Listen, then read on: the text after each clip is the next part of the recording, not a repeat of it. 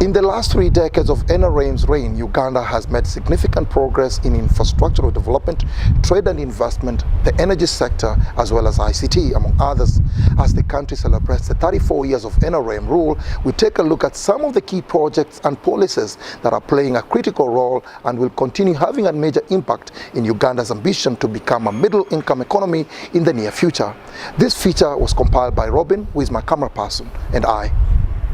Uganda has in the recent years managed to record a significant annual growth of about 5%. The growth of the economy has been spurred with government's focus on priority areas such as trade and investment, infrastructure development, peace and security, education, ICT, among others. The steady growth is attributed to the National Resistance Movement strategic plans geared at uplifting the livelihood of the citizenry and creating a conducive environment for investment. The other parts of the world have gone from what they call the first industrial revolution, which is the use of machines instead of the use of muscle. Then the second industrial revolution is electricity, when electricity was introduced. Then the third one, the automation which started. And then the fourth one is this one, the artificial intelligence. Now, all those phases are here now. In the recent Brookings Institution report, Uganda was ranked among the 10 fastest growing economies in Africa between 2015 and 2019, recording at least 5% gross domestic product growth per annum. Brookings Institution, an American think tank, further projects a robust economic growth in the current decade, with Uganda singled out among 5 countries in the African continent that will set pace and grow at over 7% per annum. Key sectors of the economy that will continue taking the lead in fostering Uganda's socio-economic progress include trade and investment, infrastructure development, energy sector, mineral sector with oil production expected between 2020 and 2030, ICT and innovation, and last but not least, peace and security. However, for this projected progress to be realized, strict measures have to be put in place, especially in enhancing locals' participation. Enforcement and embracing the Buy Uganda, Build Uganda policy is seen as critical in commanding Uganda's socio-economic growth agenda.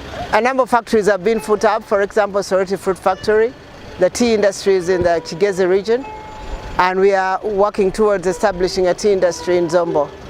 The supermarkets have improved on the shelf content. As you can see, that the local content is now more or less above 40%. Fresh fruits are more above almost 80%. That is an achievement for our ministry because of the Bobo policy. But it's not only that. Other industries like cement now are selling local. They have opened up 5 more cement factories, whereas we had only 3. Steel and industry has gone up to production of 1.7 metric tons. Before it was only 800. That means that because of Bubu, these people are able to provide a market, so production has gone up. Addressing trade imbalance between Uganda and trading countries, improving standards of locally produced and manufactured products, and innovation is vital in enhancing sustainable growth. EU was going to ban exports of Ugandan agricultural products because we were not conforming to certain standards. And those are standards which are very easy to attain. And it is with the technical people. We were going to be banned from exporting to the EU. And you know what that means? Do you know what the impact will be? That a farmer somewhere will not be able to sell their product and will not be able to export it and will not be able to earn it. Foreign exchange. We have also improved on the policies, and so the NRM government has created a conducive environment for this, and Ministry of Trade is one of the most effective ministries during this period, because now we have surplus trade volumes. For example, with Kenya in poultry, in dairy products, and other products. With DRC, we trade in about more than 400 million US dollars. In South Sudan, we have issues with Rwanda, but we shall overcome them. The energy sector, of course, is playing a critical role in Uganda's growth and development. With an efficient power supply, Uganda's middle-income status goal, which is pegged on industrialization, can be achieved in the near future. The investment is high, and the ordinary Uganda is yet to benefit because more energy is being generated. And as you realize that through RARE, they're trying to ensure that there is more penetration of access to energy for the ordinary person. And I think you've seen that. So we hope it will work out. The coming onto stream of Uganda's flagship multi-billion-dollar 600 megawatts Karuma hydropower project in the fourth quarter of 2020 will be a major milestone for the country. The coming onto grid of Bujagali hydropower station in 2012, as well as the commissioning of Isimba Power Dam in 2019, has helped sort out some of the difficulties that the business community was facing in Uganda due to power shortages. We now have more than what is available to be used. However, we remain in a country that has an electricity access, or should I say connectivity, of 25%, but also growing.